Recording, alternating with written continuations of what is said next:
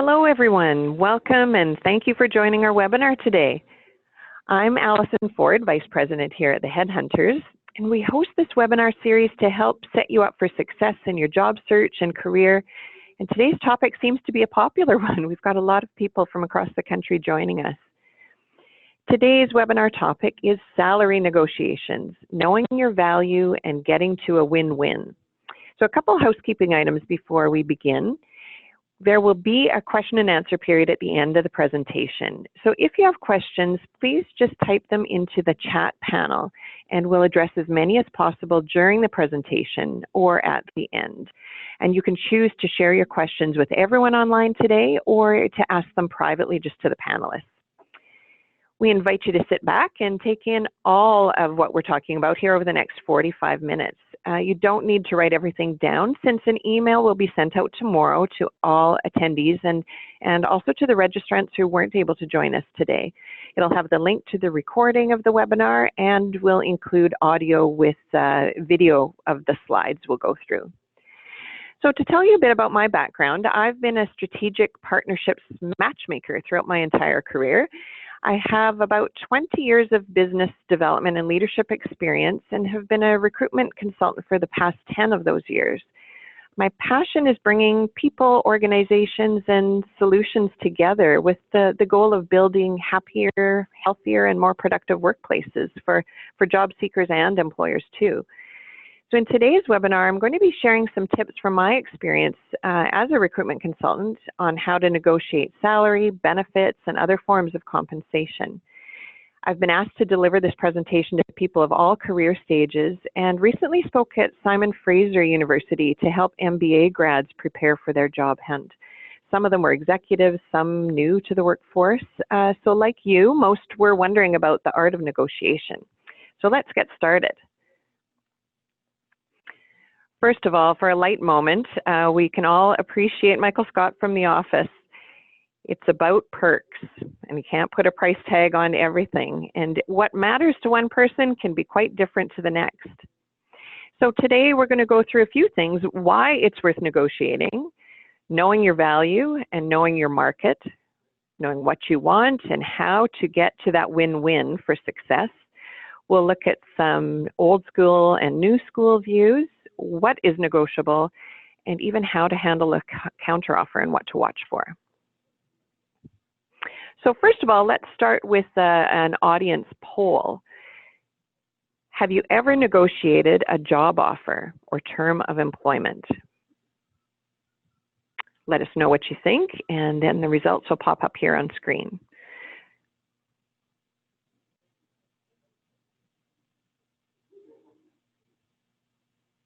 This will help guide us to understand a bit more about the background each of you have had in negotiations.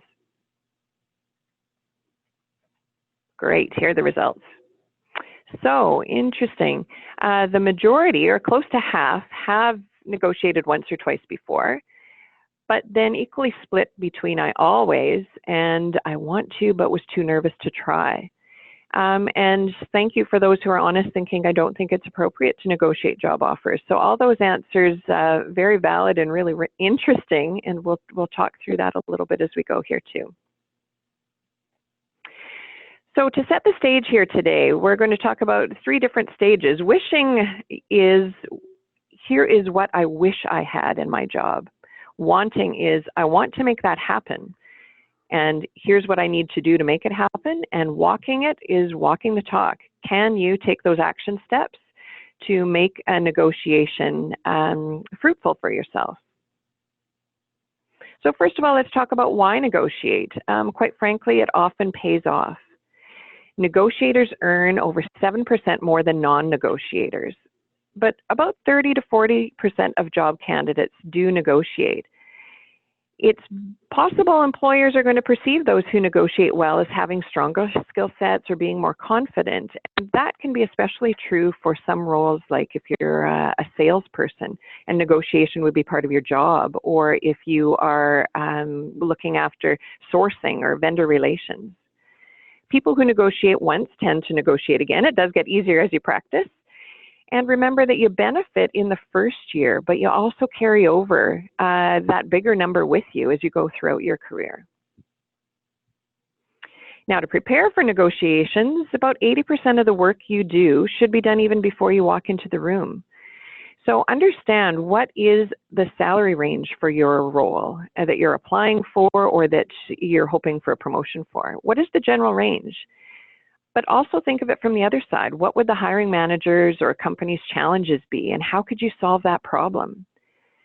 Be aware of personal and cultural elements that might influence negotiating, either for you or for the person on the other side of the table.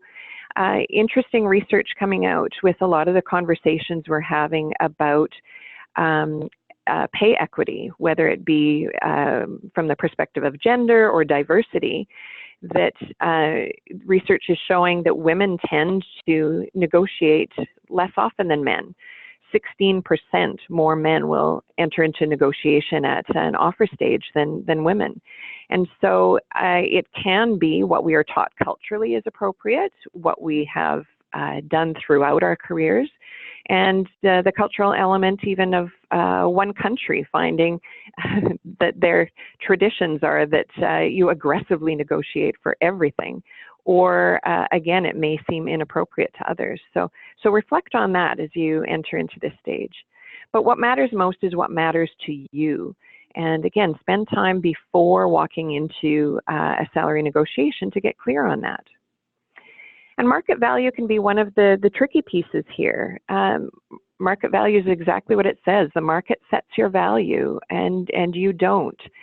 So remember, even if you're under some financial pressure of having a large student loan, or maybe you've just bought a house, and you want to be earning a certain amount in order to pay those bills, if that amount is not equal to what the market says you're worth right now, you will have trouble negotiating successfully for that amount.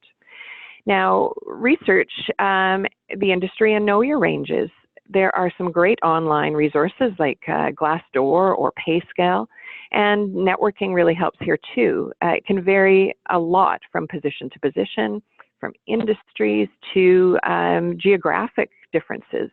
And just because you're in a city that's more expensive than another for cost of living does not necessarily mean that some of the salaries will be higher, or the benefits or relocation packages, et cetera, would be greater for you. Market value can be seasonal or economically driven. So try to have those current numbers in front of you. And if you have to name a range of what your salary would be, or what your expectation is for when you would be looking for a promotion or a chance to renegotiate, it's best to use a range so you don't nail yourself down to something too narrow. Be realistic, but you could say something salary-wise that I'm looking in the range of $65,000 to $70,000. Now, we call these the three keys. What matters most to you? What do you weigh most heavily when deciding to say yes to a job? This is important because a successful negotiation doesn't mean that you will touch on 10 different points to negotiate, but really reflect on what is it that will bring you the most satisfaction in your job, and what do you want to hang your hat on. And it may not be salary at all. It could be things like flexibility, or I don't want to commute anymore. So it's very personal, but it is worth reflecting on that first. And then good negotiators reflect on what the three keys could be for the person on the other side. So placing a high priority on discovering what that looks like for the other person will help you know your audience, and will also help you be able to speak to the difference you can make to them. And that gives you more negotiating power. So ask them about things like their growth plans, or their challenges, or what they look for in culture fit, so that you can then highlight what makes you a good hire for what matters most to them. I like this slide because we have to remember that negotiating can be scary, but really we do it in every part of our lives. And it's at a pretty young age that people naturally learn how to negotiate. So if you feel like you haven't had much experience in negotiating for a job offer, think about when you had to negotiate because you were buying a car, when you had to negotiate for someone's bedtime, and put yourself at ease that you probably have more experience and skills in this area than you thought. Now, there's a power shift with the candidate shortage we're seeing in some markets and with the aging population. And what that means is that candidates are getting to have more power at the table. Old school was an employer saying, well, what are you going to do for me? And as there's supply and demand changes in there being a shortage of certain kinds of positions or a demand in certain markets, that gives you more power. Now, what also can give you some power in negotiating is having some clear and measurable achievement statements in your back pocket. So you don't just talk about, these were my responsibilities on the job, but this is what I achieved. I was able to save the company $20,000 a year in renegotiating some of their new contracts. I was able to increase sales. I was able to add efficiencies or get greater customer service ratings, and have those little case studies that you can share, and it will help them see your value. And listen. Again, if you prepare well, you'll be more at ease and not just thinking about what you have to say next in a negotiation, but listen for their cues. It's taking place for both parties, these very subtle shifts in negotiation all the way along. So be a good listener and focus on what they're saying as well. New school is collaboration. We can see it in, some of the politics around us when bullying behavior and really hard-nosed negotiation is sometimes frowned upon. Collaboration is in. Now, this can be a bit different if you are, again, in a role where you will have to be a really tough negotiator, and maybe they want to see that in you. So think about the position you're going for, but really try hard to show that you can be a good employee and also have the company's point of view at heart. This is no time to be shy and be confident. That is one of the tricks of negotiating, is to, again, walk in knowing what you want and having a certainty that with a good conversation, you may come out on top. Now, another poll here.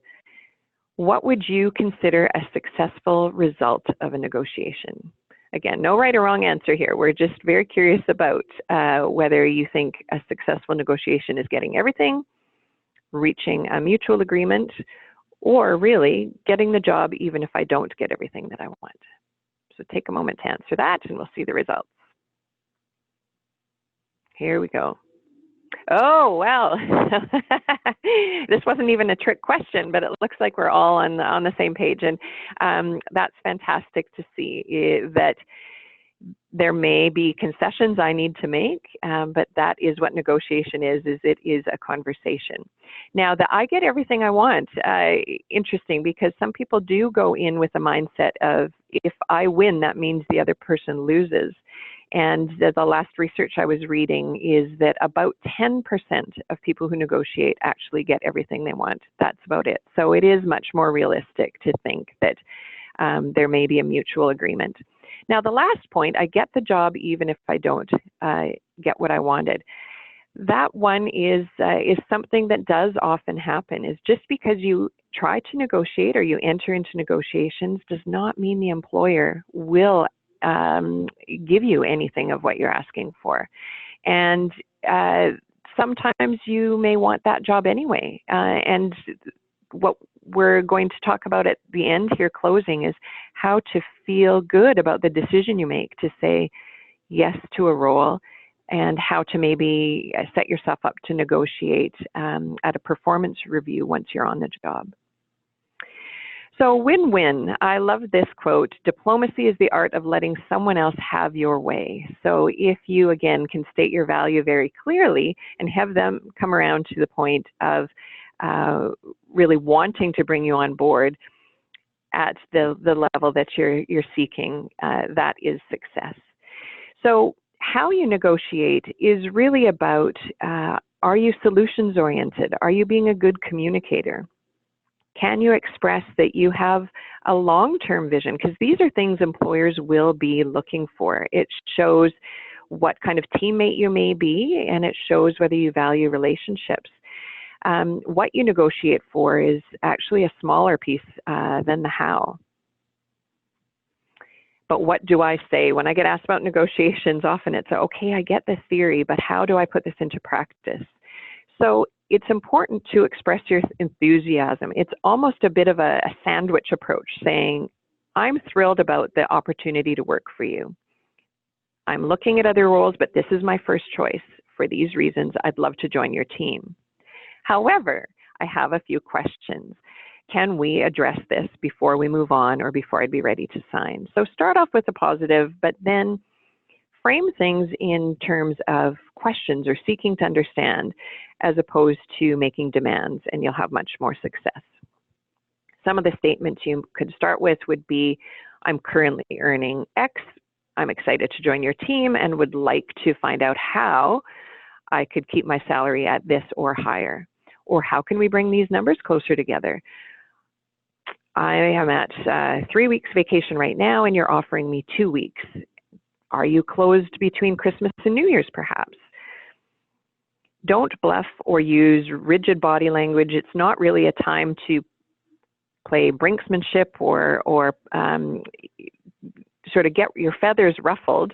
Is try to stay calm and tell the truth and see how you're able to move that conversation forward. We talked about stating your value and offering many case studies. So not simply getting on the defensive, but offering more insight into what you could bring to the job to help them, again, see why you are asking for the different things you're asking for. And again, sometimes you can just toss out a simple comment. I really had in mind a bit more than that. And then wait and see what happens. Again, listen, not just talk, give them a chance to respond. And the bottom line for me here is really thinking big picture, not holding out for the last nickel or trying to negotiate the micro details, but thinking big as to how you can have a successful long-term relationship. And you may have to let go some of the smaller points. So here's a starter list of what to negotiate. So all of these are theoretically negotiable, but I want you to remember your 3 keys as you're going through this. I don't recommend trying to negotiate everything on the list, but just choosing 1 or 2 that would matter most to you. So of course, salary or the income that you would receive from a job, those are what come to mind first when we talk about negotiation. That can be the base salary or a hiring bonus. It could even be a performance-based bonus on commissions or annual variable income that could top up what your base salary starts you at. You can negotiate the title of your role or the scope of role. Equity, profit sharing, we're seeing more and more people wanting to negotiate a learning allowance or for professional development. If that's most meaningful for you and having that growth opportunity, more and more employers are stepping in to acknowledge that, and it can be a great way to show that you want to be a lifelong learner and continue to contribute. Benefits waiting period can be negotiated sometimes, so that's if you have health and dental as a benefits package for your role, and that's most often with a permanent offer, it may come. But typically there's about a 3-month waiting period, and some companies can waive that if you ask.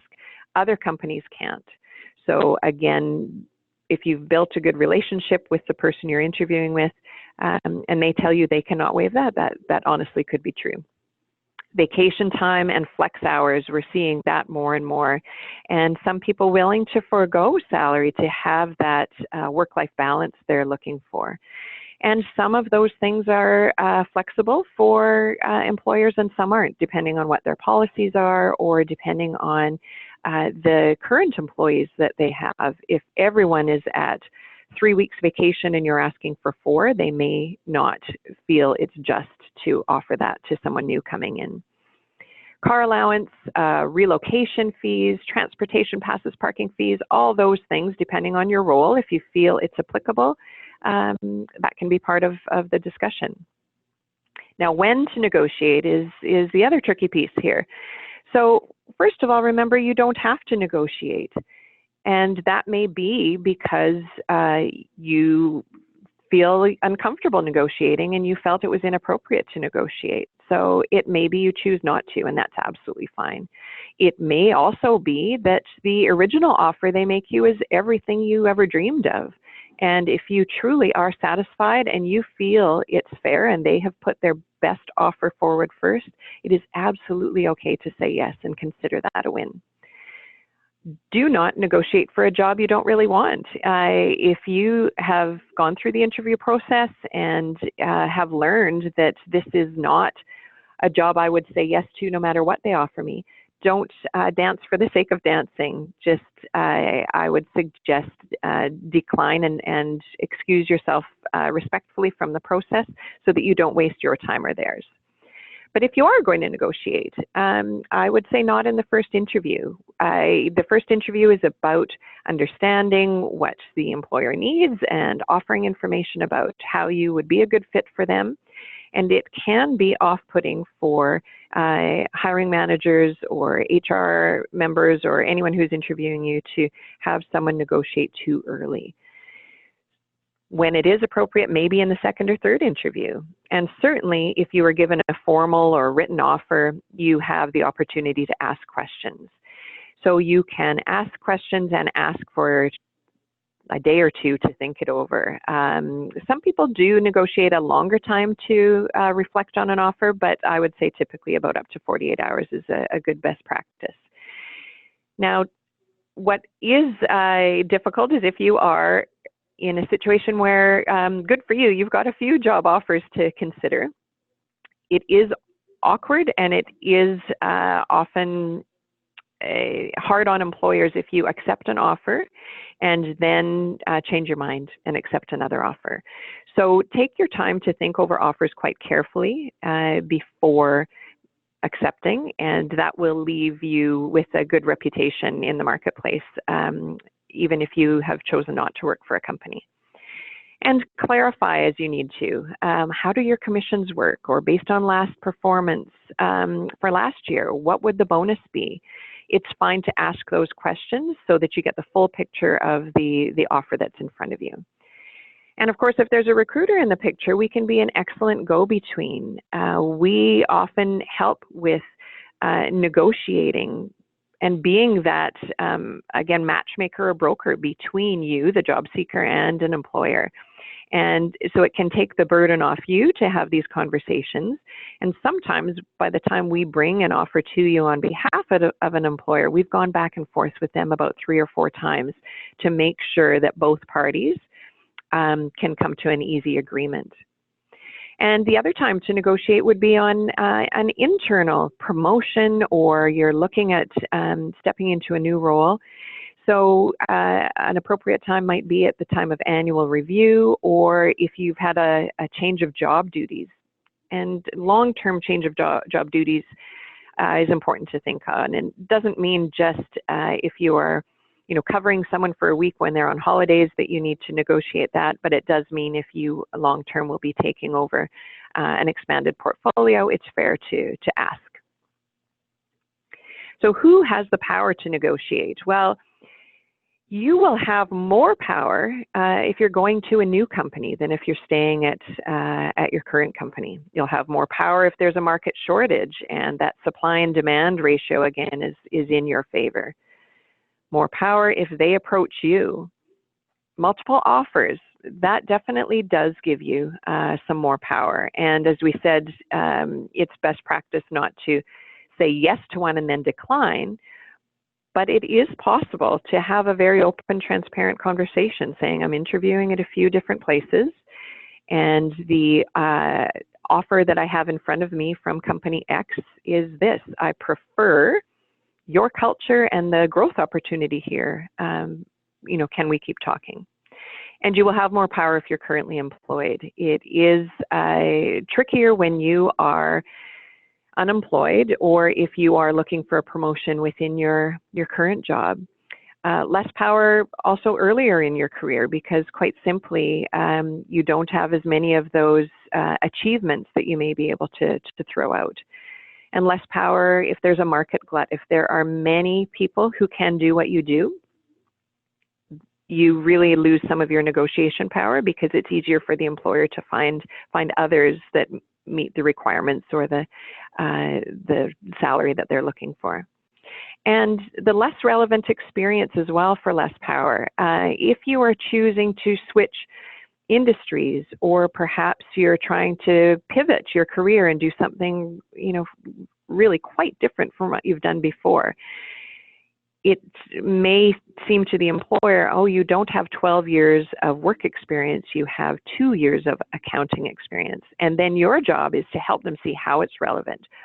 Yes, true, I've done my accounting designation and working in accounting for these 2 years, but prior to that, I have leadership experience from working in customer service, and here's how I decided I needed to do a job change and how I can bring my past experience forward. So taking time to practice. This is important to have a trusted friend that you can role play with, or literally speak in the mirror and try it on for size. It does get easier as you take the time to be running these phrases through, and again getting comfortable imagining how a conversation may go.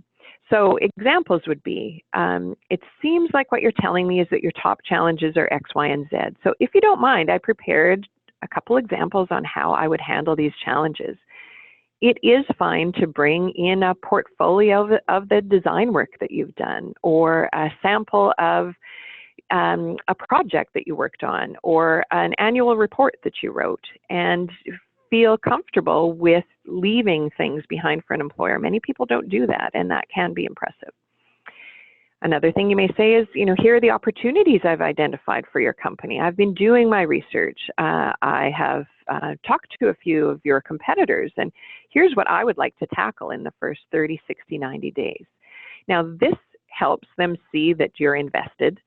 It also helps them see, wow, by 90 days, this person might really be contributing, and they might be paying off. So it helps you to negotiate, saying, here's what I can aim to do. And what I'm seeing more and more in some of the offers that we're writing up is around the point of, if you're not able to come up with this salary range, whether it be from 45 to 50,000, which is what I'm asking, or from 150 to 170,000, can we agree to have a 6-month review? I'm happy to enter into this and have it based on my performance. But what I would like you to write into my offer is that 6 months, if performance is good, then I will be at the top of that range. And I've written up 2 agreements like that recently, and that was, quite agreeable to both parties, and shows that you, again, are willing to prove yourself on the job. Now, counter offers. This would be the situation where you are currently working, you have been looking for a new job, you go through the interview process, you get an offer, and you go back to your current boss to resign. And that boss then says, don't leave, we want you to stay. In fact, we'll match that offer. So it can be tempting to then go back and decline the job offer that you were given for the new job and stay where you currently are. But I wanted to share some stats that about 50 to 80% of people that are accepting counteroffers, so decide to stay with their current job, end up leaving with about 6 months. And usually that's because whatever was prompting them to look for a new role, whether it be I'm not having the growth that I need, I find the culture is not a good fit for me anymore, or I just need a change, none of that goes away when you get a counteroffer. And so again, think of your 3 keys and think if the counteroffer is going to address that. Now, it can also be because of unfulfilled promises that your employer says, please don't leave, I promise to do this, this, and this, and that doesn't come through.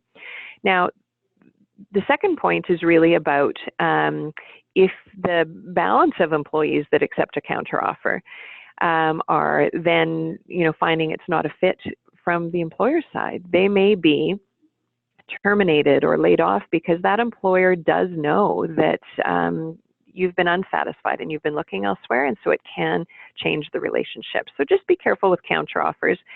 What I would suggest is if there are things in the job you're currently in that aren't satisfying right now, is try to have an open conversation with the person you report to, with your boss, with HR, to see if there's anything that can change and find a way to be happy where you are before necessarily accepting a job on the outside, so that you at least know what your current state would look like. So we're down to our final thoughts here. Now, most employers plan for negotiations, and so should you. So think that many employers budget for increases in salary. Many employers budget for, if I am looking at, planning to hire this many people over the coming year, and we need to negotiate or go outside of what we've scoped out, let's plan for contingencies. So number one, don't feel as awkward about negotiating as you may in the beginning, because it may be expected from the other person. And number two, they are practicing this conversation and will be probably quite good at it. So do what you can to do your homework to put yourself at ease. Win-win, I truly believe, is what is needed for long-term success. So again, we said only 10% of people get everything they're asking for, and sometimes that is at the cost of the other party. And looking for a way to understand each other's perspective and find an agreement where you collaborate on really problem solving and finding a good solution builds a really strong foundation for a good relationship. Like anything, gets easier with practice. And so you saw the stat in the beginning that many people who negotiate once do so again, because they've gotten over the barrier of fear with negotiating, or they've seen that it can work out well in short term or long term. And focus on the positive, I think, is a good way for us to wrap up the slides we've got here. Is when you are deciding, do I say yes to this job offer or not, ask yourself, can I say yes to this and look at the glass half full? Maybe I didn't get everything I wanted, but I want to work here. I want to have this position. I see it as a great opportunity for growing my career and getting where I want to go here in short term and long term. Or are you going to feel bitter of, they didn't budge, they ground me down, they are taking advantage of me? Because if honestly the mindset would be one of negative and you're taking the job with that in mind, chances are it won't be as good a fit for you, and you won't get the job satisfaction out of it that you want. So feel free to turn down a job offer. And though, practicing about the wording like that is important. So imagine before you go into a negotiation what that win-win looks like to you, and at what point you would be willing to walk away and feel okay about it. So that wraps up the presentation part, but we wanted to get into some Q&A. And I see we've had a couple questions come in through the chat, but please take some time now, if you have questions that we can answer, to type them in there, and we'll answer the first couple ones that came through while we were talking. First one is a good one. Get asked this one sometimes, is how do I negotiate for an internal job? So we touched on that a little bit. That would be a situation where perhaps you've been in a position for a few years and you're up for a promotion, or perhaps you've been in a position for a while and you feel that you haven't had a raise in 2 or 3 or 4 years. So how do you broach the fact that you would like to negotiate the salary or the vacation or the flexibility, etc.? So most often for that salary conversation, it does happen at a performance review, whether that is sort of an informal tea chat that you may have with your boss every 6 months, or whether it would be sort of an annual review. It's perfectly appropriate to broach the topic then. if you find that you are wanting to approach your boss outside of that sort of performance cycle, I would suggest giving them a heads up saying, I'd like to chat with you. It's been a while since we've talked about the package that I'm working on, whether, again, that be salary or flexibility. And I've had some reflection on the kind of work that I'm doing, or the change in scope and the demands that have been put on me, or the changes I need for personal reasons, and would like to talk. And again, have that sort of entry up into it, that let's have a discussion about this, and be prepared. Just because it's an internal conversation doesn't mean that you would not take the time to, again, know what matters most to you, know what your value is, and know what some achievements are, and some storytelling around that you can build your case. Okay, another question here. You refer to negotiations as if they are live, but I have found some are via email after a written offer. So which is more prevalent and which is more successful? That's a great question. So yes, often it is in person, either at a final interview or over the phone, that people are having a conversation about it. But imagine, yes, by email, you would still need to, I think, be clear on what it is that matters to you, and also build your case, I'm saying, is by showing some reasons why. I understand market value to be this and this because I previously worked for your competitor in a similar role and was earning this and this. My achievements were A, B, and C. I'm looking forward to starting a role at this salary and this vacation. However, I can start early if you like, because I heard that's really important to you. So what are you willing to give? And it may be in email that you're making those sorts of points. I don't know that one would be more successful than the other, but if you could get someone on the phone or have them in person, I think it usually human nature is there's less likelihood of misunderstanding as there can be through email, and it can usually build the relationship a bit more than email. Okay, you mentioned 3 key things to negotiate. If there are more than 3 things that are important to me, is there a limit before employers get turned off? Again, that is a good question. I'm using 3 as a general guideline, but no, it doesn't have to be just 3, and it honestly doesn't have to be 3. Again, if you feel that the offer is very fair and you're happy with everything, perhaps really the one thing you want to hang your hat on is having a bit more flexibility in the role. So don't think you have to negotiate 3 things, certainly not. Again, if flexibility is the one thing out of the offer that you'd like to discuss, then do only that. Or if you know, the vacation or the title, then again, to focus on just 1 or 2 things is great. More than 3, I would say, puts you at risk of seeming like you are perhaps either a bit greedy or looking out for just yourself, or that you're not looking at it from their perspective as well. So it's not wrong. Again, a lot of it is how you go about it, not just what you do. But in my experience, if someone is going through a real laundry list and the micro detail of negotiating every little thing, it does make the employer stop and wonder what it would be like to work with that person, if they would be collaborative and, again, easy to work with day to day. A comment from someone is saying, when can I ask about the compensation range for a position? So sometimes the range is posted on a job that you may see advertised, and other times it's not.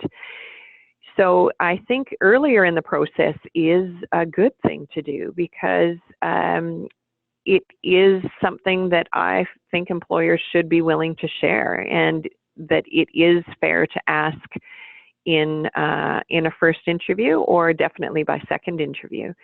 And again, how you ask that can be, something to practice. So instead of saying, what is the salary range for this position, you could say, thank you for, the time we've had in this interview. Is it fine for me to ask a few questions? And I would first ask things like, what are your challenges? Or how many people do you usually hire a year for this position? Or what could you change out of people who've been doing this job before? If there was one or two ideas of some successes that you'd like to see, what would those be? I would ask those kinds of questions first and then say, I am really interested in this position, and it's not just salary that's important to me. It is about growth opportunity, culture fit, etc. But can you please share with me, what is the range for this role? It's an important piece of how I will decide what position I will take. And so I'd phrase it that way. Next question is about how to negotiate a salary with a commissionable component. So if you are paid on commission, how to negotiate that?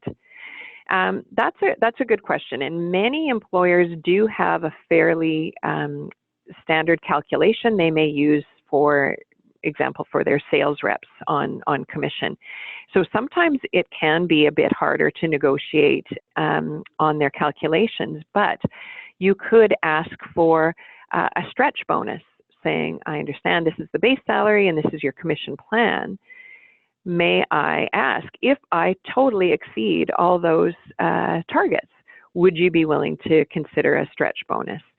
Or is this something that differs, these commission rates, between your junior sales reps and your senior sales reps? And at what point would I be able to expect promotion? Is it just based on the number of years I work with you? Is it based on the successes that I have? So find out how they do their commission calculations first.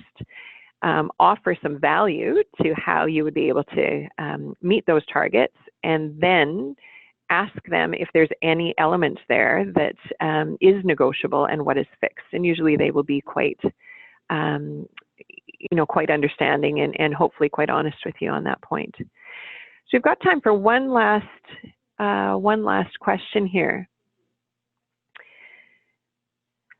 Okay, how do I leverage one job offer to get the job I really want?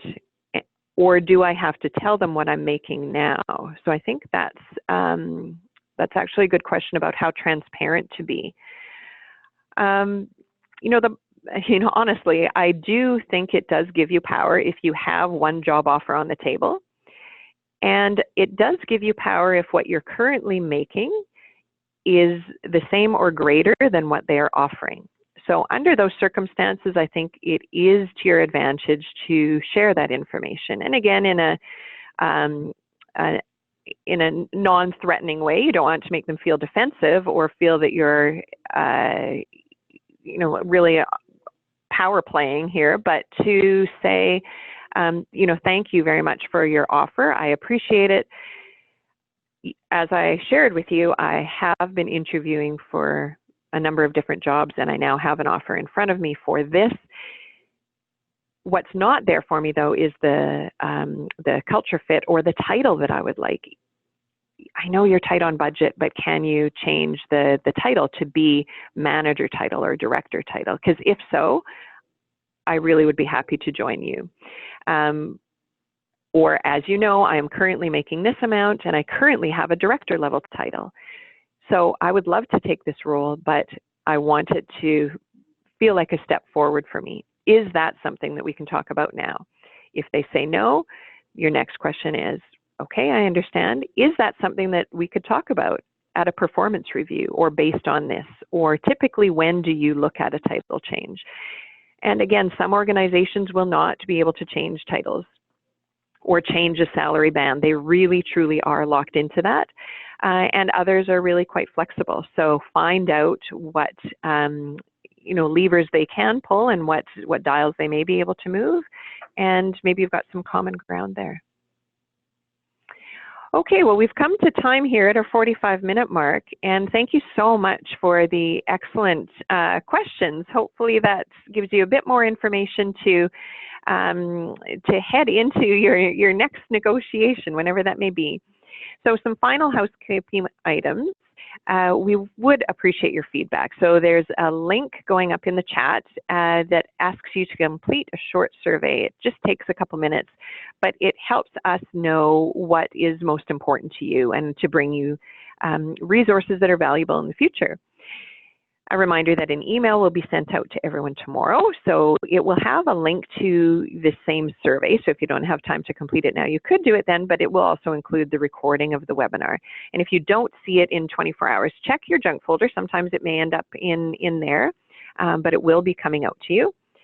So if you have additional questions, or you're reflecting on what we've talked about today, or a few weeks, few months down the line, you are finding yourself in a negotiation, feel free to use this as a resource. We've put our email address here on the screen for you to be able to send any of your questions to connect@theheadhunters.ca, or reach out directly to the recruitment consultant you've been working with here at the Headhunters. Now, this is our last webinar for the year. So we have enjoyed doing these with you and invite you to the recordings of all our previous webinars that are available to watch on demand on our website. We hope you explore those to get some advice and help with your job search as you move throughout your career. Thank you again for joining us today, and wish all of you a very great day.